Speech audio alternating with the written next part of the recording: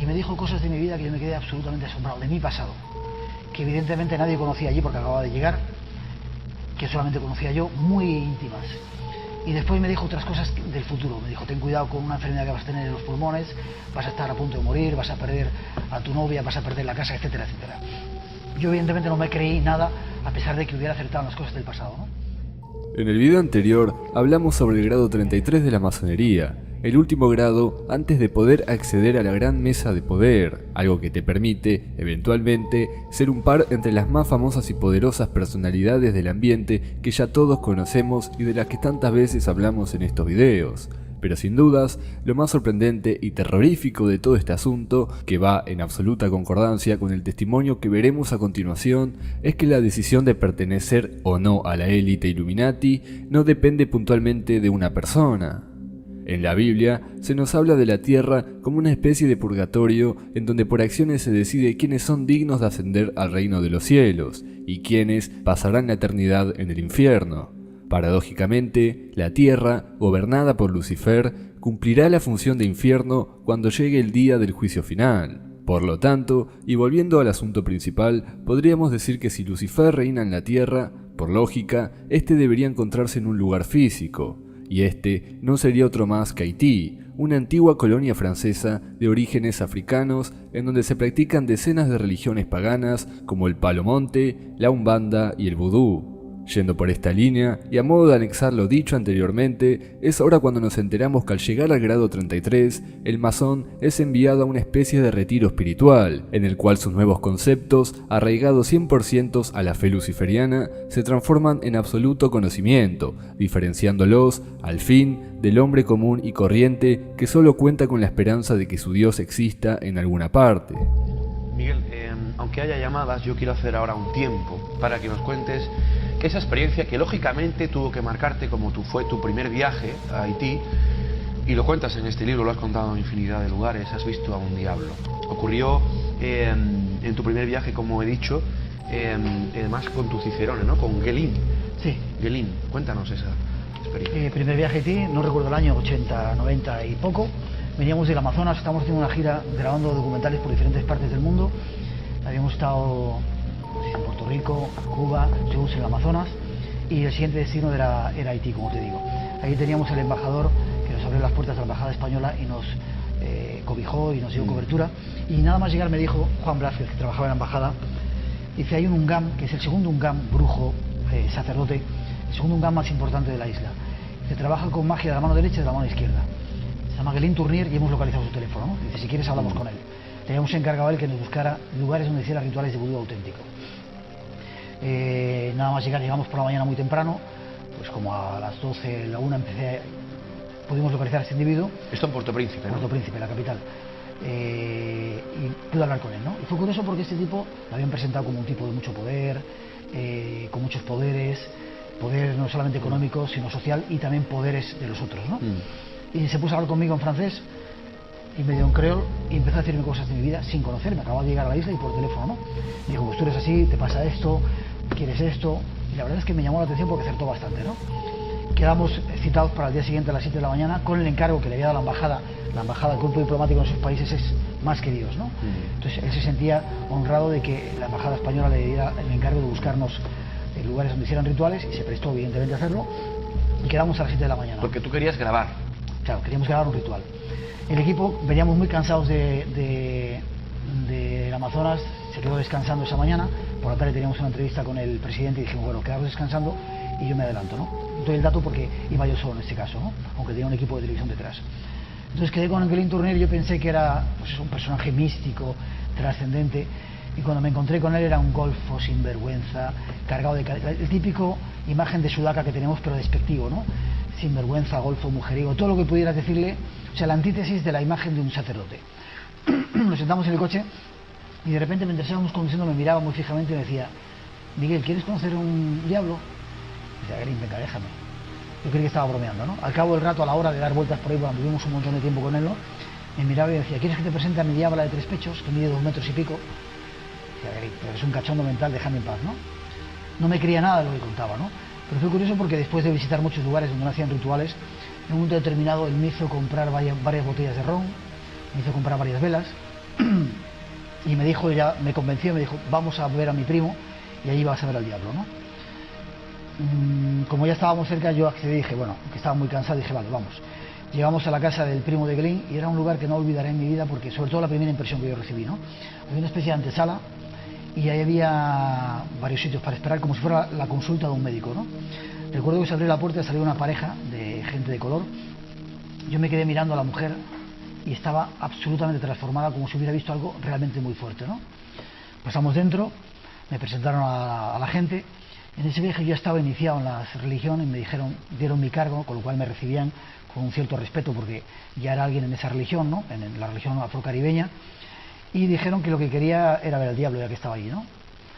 Me sentaron. Antes de eso me dejaron, yo pedí permiso para ver si podía revisar lo que había allí, ¿no? Me dijeron, puedes hacer lo que quieras mientras ellos hablaban. Y en el medio de toda aquella habitación había una especie de caja, yo siempre la llamo la caja de zapatos, como de 1,50 m de altura, 1,60 m, otro 1,50 m de ancho y como 2 metros de largo, ¿no? Toda tapada con una especie de tela, no recuerdo si era roja o negra, oscura, ¿no? Yo levanté aquella tela y me dejaron entrar dentro. ¿Y qué había dentro? Había huesos humanos, había cráneos, había cartas del tarot, había cuchillos, había tijeras y muchas manchas de lo que luego supe que era sangre, ¿no? Después de haber revisado por allí, cerraron y empezó el ritual. Nos sentamos enfrente de aquella caja y empezó el ritual, ¿no?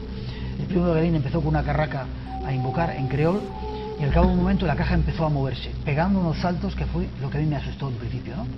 Que aquello de repente se moviera sin que nadie teóricamente hubiera dentro era algo sospechoso, ¿no? Siguieron el ritual y al cabo de un rato se oyó una voz de dentro, que surgía dentro de la caja, que hablaba en creol, una voz que yo tampoco olvidaré en mi vida porque le patinaba la R, era gangosa. Tenía como frenillo. Frenillo, exactamente. Y que se dirigió a todos los que estaban ahí saludando, ¿no? Y que en un momento determinado, como si viera lo que había detrás de la caja, dijo, ¿y ese blanco quién es? Los blancos somos gente muy... te insultan despectivamente por la calle diciéndote blanco, ¿no? Entonces debía resultarle extraño a aquel ser que hubiera un blanco allí metido, ¿no? ¿Y el ser te habló? Hablaba en creol, a mí al principio me ignoraba, ¿no? Pero en un momento determinado sí, me habló y me habló en perfecto castellano. Me dijo, ¿qué vienes? ¿A qué vienes aquí? ¿Qué quieres? Y yo le dije lo que quería, le dije, he venido a verte, me gustaría conocerte. Y entonces seguía hablando con el resto de la gente, ignorándome. En un momento determinado había 2 voces o 3 dentro de la caja y aquello se ponía muy violento, ¿no? Entonces Glyn me decía, hay 2 diablos dentro, se están peleando, ¿no? Y el primo de Glyn con un cuchillo clavaba el cuchillo en la caja y se paraba todo aquello, ¿no? Y siempre seguía la voz principal, esa voz gangosa con frenillo, ¿no? En un momento determinado, después, por hacerte corta la historia, ¿no? Me dijo, voy a hablar contigo, ¿no? Empezó como si se olvidara del resto de la gente que estaba allí. En castellano. Perfecto. Y me dijo cosas de mi vida que yo me quedé absolutamente asombrado, de mi pasado, que evidentemente nadie conocía allí porque acababa de llegar, que solamente conocía yo, muy íntimas. Y después me dijo otras cosas del futuro. Me dijo, ten cuidado con una enfermedad que vas a tener en los pulmones, vas a estar a punto de morir, vas a perder a tu novia, vas a perder la casa, etcétera, etcétera. Yo evidentemente no me creí nada, a pesar de que hubiera acertado en las cosas del pasado, ¿no? Me dijeron que tenía que hacer la ofrenda que había llevado, que era el ron, y las cosas tenía que entregárselas, y levantaron aquella especie de tela que había cubriendo. Me dijeron que tuviera cuidado porque era un diablo muy violento, que cuando sintiera que cogía la botella por la parte de arriba lo soltara muy rápido, porque si no podía arrancarme la mano, me decían, imagínate. Yo hice la ofrenda, sentí que alguien desde dentro la cogía, y siguió toda la historia y me dijeron, bueno, ¿qué quieres, no? De todo esto, ¿quieres hacer daño a alguien? ¿Quieres pactar? ¿Quieres...? Dije, no, quiero simplemente verte. Me preguntaron si no tenía miedo, dije que no. Insistí mucho en querer verle, me dijeron que no era agradable, que era peligroso, que olía mal, pero no me convencieron. Y bueno, por fin accedieron a que pudiera verle, ¿no? Pusieron una barrera de sal entre nosotros y la caja aquella y levantaron la tela. ¿Y qué viste, Miguel? Y lo que me encontré fue un individuo, estaba más o menos detrás de la caja, estaba hacia el fondo, a esa distancia que estás tú, ¿no? Como 1,5 m de mí, ¿no? Blanco, enano, imagínate, un enano, medía 1,20 m de estatura, muy huesudo, muy anciano, yo calculo que tendría 80 y tantos años, con una perilla muy estirada y con los ojos amarillos inyectados en sangre, en una mirada que nunca voy a olvidar. Entonces un individuo de atrás empezó a caminar así, tambaleándose hacia mí, alargó la mano hacia mí, yo quise tocarle, pero Glyn me dio un manotazo, no me dejó tocarle, ¿no? Era un tipo extremadamente extraño, un blanco... ¿Era humano? Humano, sí. Para mí era algo humano, ¿no? Físico incluso diría, ¿no? Taparon, siguió el ritual y cuando el diablo dijo adiós, despidiéndose de mí en castellano, levantaron y el diablo había desaparecido. Aquel ser había desaparecido. Te preguntaba si ese ser era un ser humano. Sí, luego te cuento porque hice muchas preguntas, ¿no? Y llegué a averiguar que no era un ser humano, que era un diablo, no el diablo, un diablo. Sabrán nuestros televidentes que al igual que hay muchos ángeles, querubines, arcángeles, etcétera, hay una cohorte de diablos, y este era uno de ellos. Uno de ellos con el que había pactado el primo de Guelín y su hermano 7 años de abundancia, de bienestar, de riqueza a cambio de su vida. Curiosamente, otro viaje, bastante tiempo después, le pregunté a Guelín por su familia. Los dos habían muerto el mismo día, en 2 accidentes diferentes, en 2 lugares diferentes. Parece ser que el diablo había venido a cobrarse su tributo y se los había llevado. Te cuento algo más. Cuando yo salí de la historia le dije, Guelín, salía absolutamente alucinado, dije, Guelín, yo esto quiero grabarlo. Él me había ofrecido, incluso me ofreció en esa sesión, por 10.000 pesetas, grabar un ritual en el que yo podría grabar cómo sacrificaban a un niño pequeño, a un bebé, a un niño de menos de 1 año, ¿no? Efectivamente yo me negué, ¿no? Pero imagínate, pedía solamente 10.000 pesetas. Yo le ofrecía hasta $500.000, llevábamos presupuesto en ese viaje, hasta $500.000 de pesetas, que para ellos era una fortuna como de 50, 60, 100 millones de las antiguas pesetas para nosotros. Y él dijo, claro, lo aceptamos, porque para él era solucionar la vida de suya y de varias generaciones. Dijo, pero como es una cuestión de religión, tengo que preguntarle al diablo, a ver si quiere. Al día siguiente vino con la noticia de que el diablo no dejaba grabarse y que no podía hacerlo. Pero la mayor razón que yo pienso que era cierto, aparte de ese dinero increíble que yo ofrecí, es que acertó en todo lo que me dijo 6 o 7 años después. Yo volví de Haití y tuve una enfermedad que estuvo a punto de llevarme a la tumba, y ocurrió todo lo que ese diablo me había pronosticado 6 años antes. Y ahí comienza. Al escuchar el testimonio de Miguel Blanco, ya no quedan dudas de cuál es el destino que toman los masones que están a punto de consagrarse entre los altos mandos humanos de la Tierra. Y si a esto le sumamos que en la mayoría de sus rituales, incluso los que se practican en el reconocido campamento Bohemian Grove, estos llevan túnicas y símbolos muy similares a las pertenecientes a las religiones africanas anteriormente mencionadas, podríamos llegar a la conclusión de que el diablo o Lucifer se encuentra inmortalmente encerrado bajo las prácticas de liberación condicionada, gobernando de igual forma y discreción entre aquellos que deciden por nosotros. Cabe destacar que la información brindada en este video pertenece a la recopilación de datos brindados por masones, desertores, convertidos o arrepentidos.